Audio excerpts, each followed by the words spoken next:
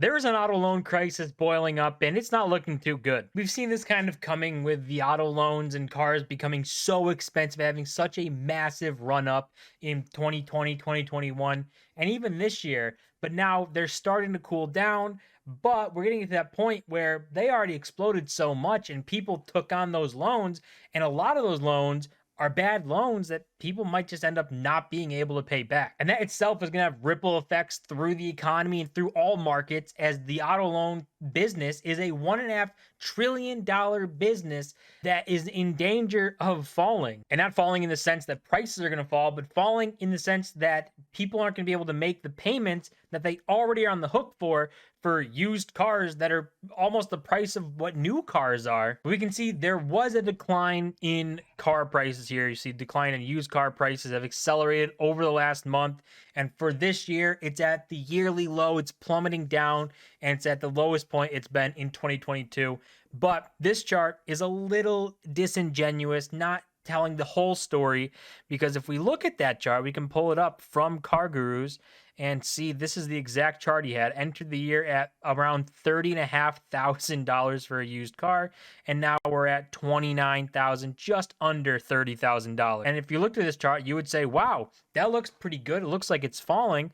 But if we zoom it out for a few years, we can actually see that it doesn't look like it's falling at all. Big move up we see in 2018. It was $21,600 for a used car, and that just a few years later, right now, is at $29,800. So almost 30 grand, almost $9,000 increased over these last few years. So that's a pretty big increase from 21,000 to 30,000 for simply a used car. And if we scroll down through this list of cars they have here, there's a lot here that is going down over the last few months, down 4%, 5%, 8%. Some are up, majority are down, but these cars do seem to be hitting a little bit of a point where maybe the prices start coming down. We can kind of see that here from this chart that just takes a bunch of like top cars that people just know and drive, like Ford, Chevy, Toyota, Honda. You can see they had that big move up from 2018 up to now. Big move, and starting to get that curve where they're actually maybe starting to come down. But there's a big problem because dealerships can't put the prices down. So even though prices should come down, in order for dealerships to make money on the cars that they are selling, they can't put the prices down. So we're at a really weird situation where dealerships can't move the price.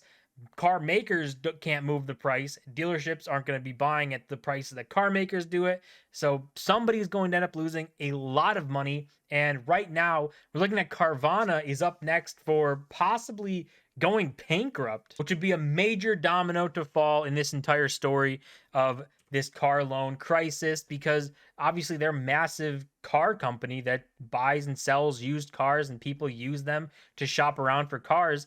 But right now, they're on the brink of collapse because prices exploded so high, inventory got so strict during the chip shortage that now they can't make money. They can't bring prices down, and there's no demand for it at the prices they're at. So what really is their next move? And just to show how volatile the car market has been, you can see car prices swinging like trading stocks here. It went from down 9% in 2020, skyrocketed up to 54%, all the way back down to 10%. And hopefully we don't repeat what happened in this part of the chart where skyrocketing back up.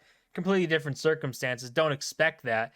But car prices shouldn't be swinging around trading like penny stocks. And you can see right here $1.43 trillion in debt for cars, with the average loan balance being almost $21,000, which is crazy. That is an insane payment to have for a used car. It's obviously going to be a very big burden for whoever takes on those.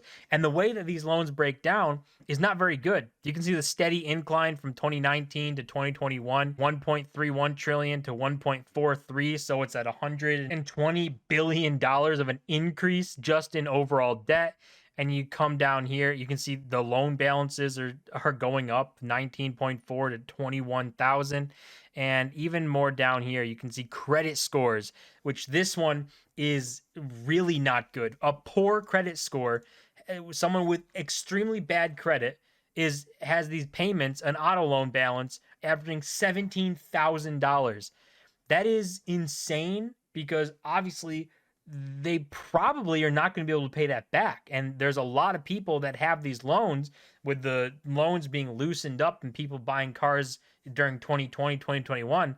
And now it's a lot tighter. There's no free money out there. Rates are going up. If you have a adjustable rate, then that's not going to be fun. And a lot of things are going to be looking in the direction of defaulting.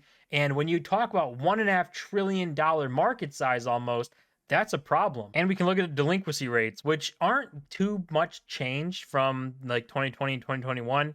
We see they're about all the same percent of accounts from 30 to 59 days, 60 to 90, 90 to 180. The biggest difference though now is there's a lot more money. So that percent that is delinquent is a lot more money than it was before. So that's the big change here. So even though the percents are about the same, the amount of money is a lot different. But the car market not looking like it's in a healthy spot. Obviously, we know that the prices are going to be forced to come down at some point, but that's not going to come without some bankruptcies in companies like Carvana, maybe Car Gurus, maybe some dealerships. But these things have to happen, as they just cannot bring prices down because they can't afford to lose the money. They need to make a profit, and the longer they hold on to cars, the more money it costs and the upkeep and stuff and their interest rates for their credit lines, and they need to bring prices up even during this time to start selling more cars, and the demand just isn't there. And then you tack on top of that a $1.4 trillion market that has loans out to people with poor credit during times that money is getting super tight. It's adding up for a recipe for disaster. So time will tell what happens with the auto loan market. The bubble's popping, the prices are going to be forced down, and companies are going to go out of business.